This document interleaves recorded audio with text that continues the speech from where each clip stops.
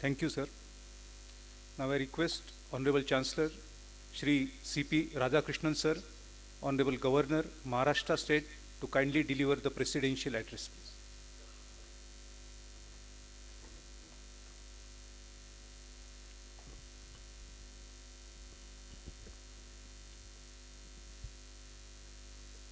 I touch and salute the holy feet of Bharata Mata, the most powerful and the most merciful. आज यदे उपस्थित सर्वाना माझा नमस्कार.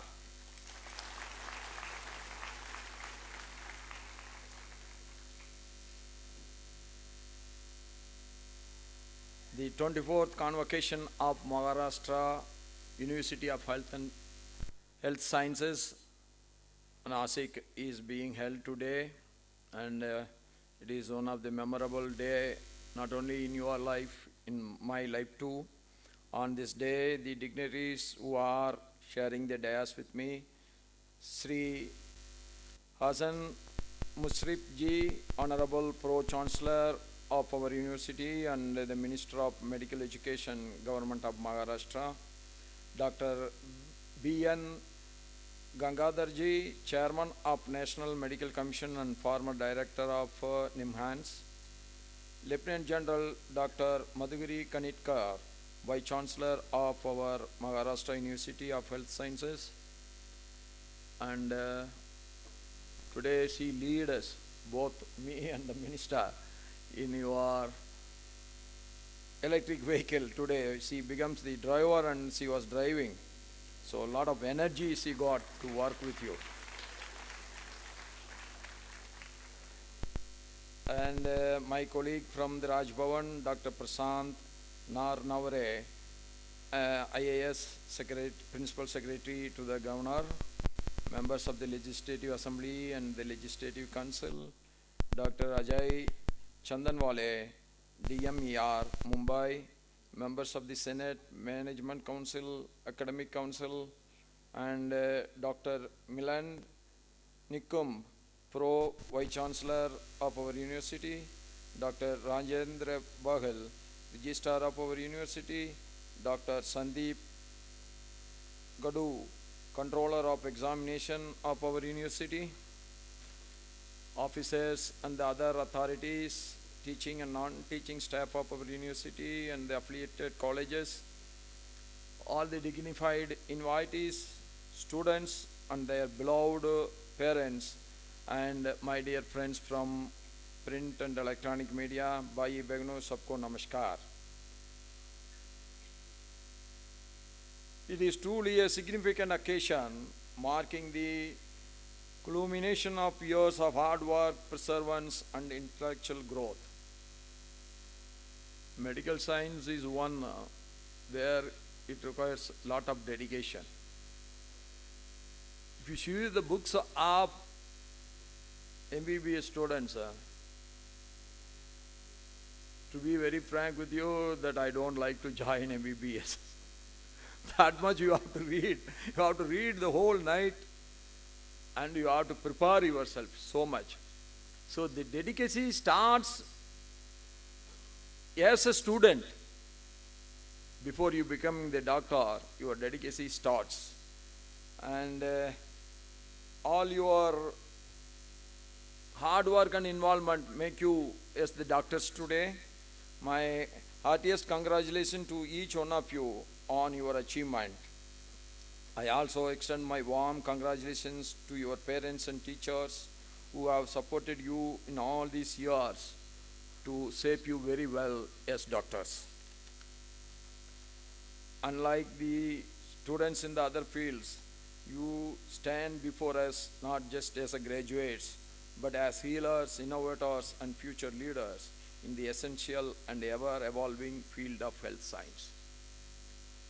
Health science is one. Every day some development is there. Recently, I think a week back, correct? I met a doctor from Germany. He came with a team of doctors and he was informing me that there are a lot of new medicines get developed for the disease cancer. And he wants to bring that to India. And one of the doctor from our Reliance Hospital also came. She told me very clearly, she is a specialist on cancer, but she couldn't save her own mother because she was in US. And that particular medicine was not available at that time in India. And it is now available. Why I am telling this? This has happened to me also in my own life. We should not treat the allopathic medical science is the only science. That has happened in my life also. My daughter got Wilson disease. So the excess copper in her body get deposited on her liver. We find it very difficult because penicillin was not working on her. The doctor gave penicillin. The first day the platelet count was about 1,25,000. After start treating, within 2 days it has come down to 40,000. Then it has come down to 25,000. Then it has come down to 10,000. Then they said, no, we can't give this medicine anymore. And doctor was advising her not to brush the teeth even. Sometimes if the bleeding comes from the gums, then it cannot be stopped. Fortunately, nothing has happened like that, but we are so worried. But what has happened, on that day I met one homeopathy doctor accidentally. He came to Vellore, where my daughter was getting the treatment in the Christian Medical College of Vellore. That doctor was a homeopathic doctor. He told me he can treat. Then I took all his advice. I took the medicines from him. There is one medicine called Cupramid. We started giving that, but he told me very clearly it will act after some time only. It is not like allopathic, it will not act the very next day. So he told me it will take minimum 4 to 5 months, but there is no other option. Liver transplantation was not available in India at that time. Only thing, you have to go to King's Institution in London. There also you will not get the liver just like that. You have to be in the queue for more than 2.5 years. Even after 2.5 years living in London, there is no guarantee that you will get the liver. If any other English citizen is in need of the liver, you will not get.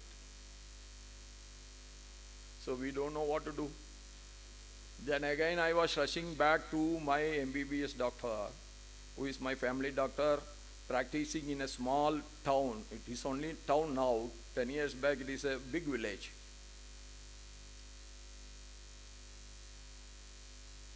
He go through a small dictionary-like book.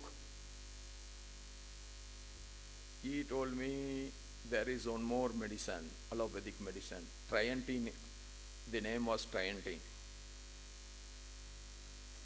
But we don't know anything because we are not doctors, and so then what I have to do then? Why I am telling this, you should never stop learning. The compulsions of our life makes us to learn more and more. Because she was my only daughter and I got one son. This Wilson disease is a genetic disease. There is no guarantee that my son won't get.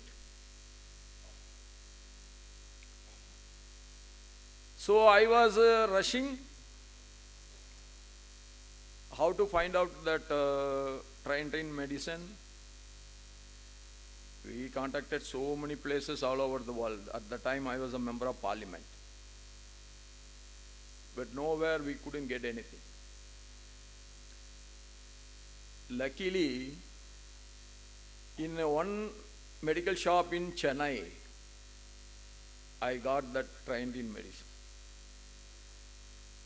Then from the car I was running, that road was so broad, 3+3 road. I was in the other end, I was running because my agent was, my friend was there in that medical shop and he was telling. As soon as I got it, I was just looking at it. Unfortunately, that medicine was expired.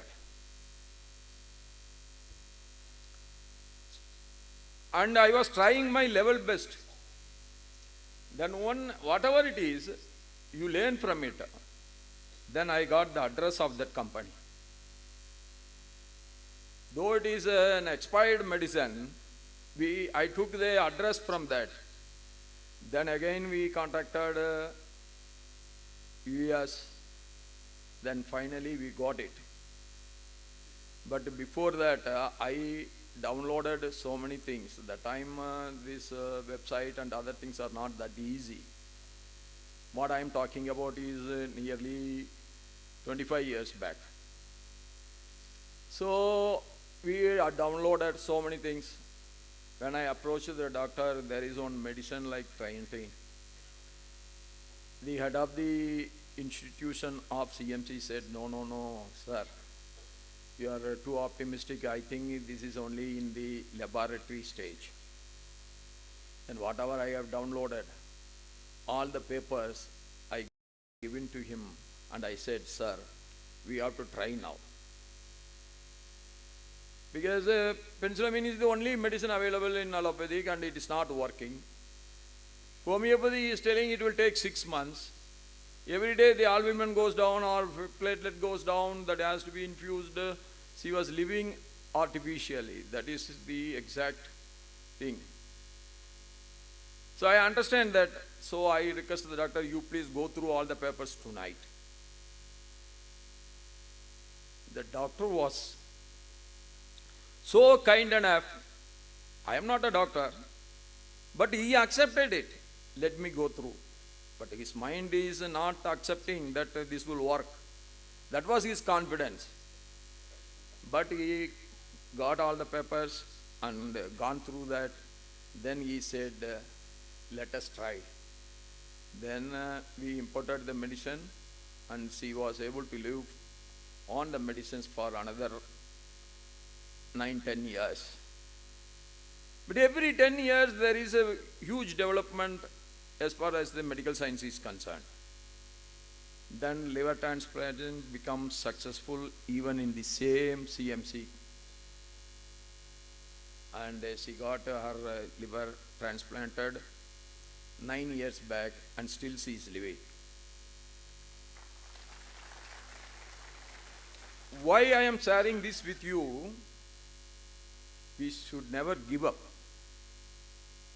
This must be the attitude of all the doctors who are in the casualties first. I am going to, with our health minister, I want to modernize all our casualties. Most of our casualties in every district hospital is more congested and it is a small place. That time it was okay. So most of our like that, we are going to discuss and I am going to take up that with our minister, with the help of our minister.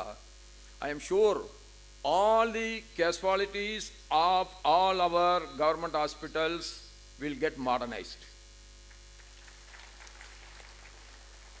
Because we don't know now how many patients are going to come. There might be some accident. 10 people, 15, 20 patients may come in. But if we are alert in casualties, then only an expert can save the life.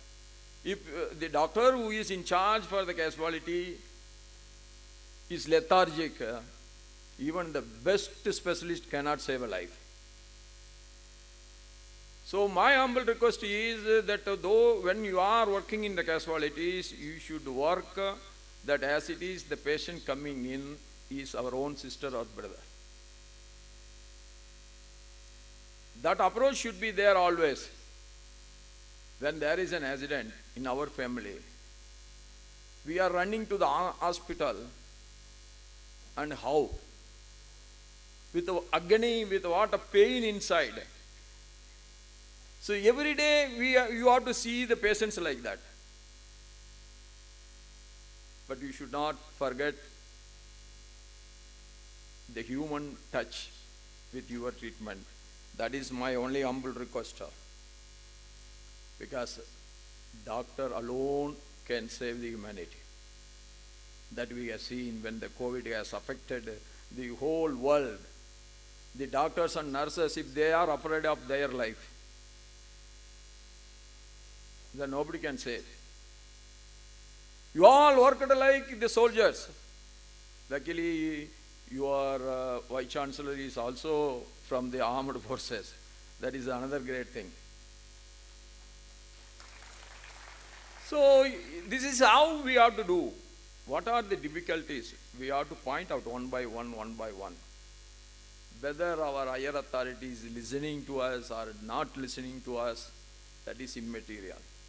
Our job is to bring all these obstacles to their knowledge. Repeated effort will yield result. And I am very much glad that the doctors are keeping the campus so greenish and so neat and clean. The environment is getting protected. This is also one way of preventing the disease.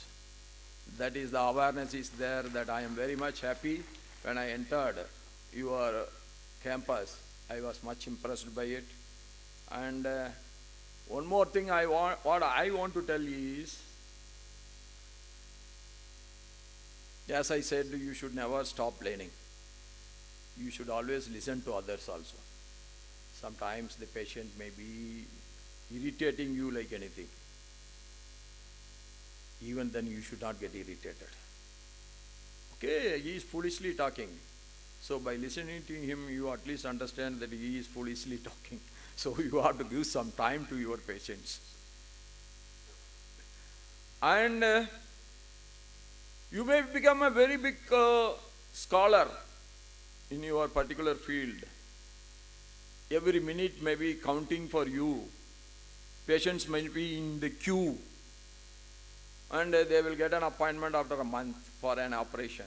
But still, my one humble request to all of you, when you become such a skillful doctor, even then at least once in a month or once in 15 days, you should visit every government hospital.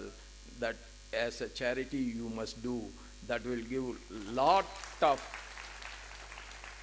confidence in the minds of the young doctors. Never get aloof from the society. I know you will be so much engaged. Even then, you should have a day in a month for the poor people and the government hospitals. And along with your medical studies, my humble request to you is you also study at least one foreign language. I was told if you go to Germany, you have to be in the queue for 6 months to get an appointment with the dentist. Luckily, we don't have that problem in our country. But why people are not going there? Because most of them don't speak English. We are thinking that all Europeans will be speaking English. No. So, unless you know the Germany, you cannot go and practice there. So, if you decide, I want to go to this country, I want to go to Japan, I want to go to China, I want to go to... Because the other traditional medical practices are very good in China also. Homeopathy, you want to go. Unani, you want to go. You should read and you should learn Chinese also. You should choose what is going to be my future. I want to go to Germany, then you have to learn German. If you want to go to Japan, you have to learn Japan. Why I am telling this? Now the world becomes so small. Everybody is looking for an opportunities. When I had been to so many countries, at least I see in Kerala nurses working in some hospitals. Without knowing the language also, they go and they learn there. Instead of that, if you learn and go, it will be much easier. And the whole world is open for you. And what are the facilities it is available with this university now? You ask the elderly doctors how difficult for them to get educated when they joined the first year MBBS in their earlier age, and what is available to you now. It's a huge difference. India is developing. Because of that, you got all these opportunities. And you must use all these opportunities to make yourself more and more expert in your field. That is my only wish. With these words, I once again pray to God. God should make you successful in your every new endeavors, and in your busy life in the future, never forget your parents and the professors who make you as doctors. With these words, I thank you everyone. Bahut bahut dhanyavad. Jai Maharashtra, Jai Bharat.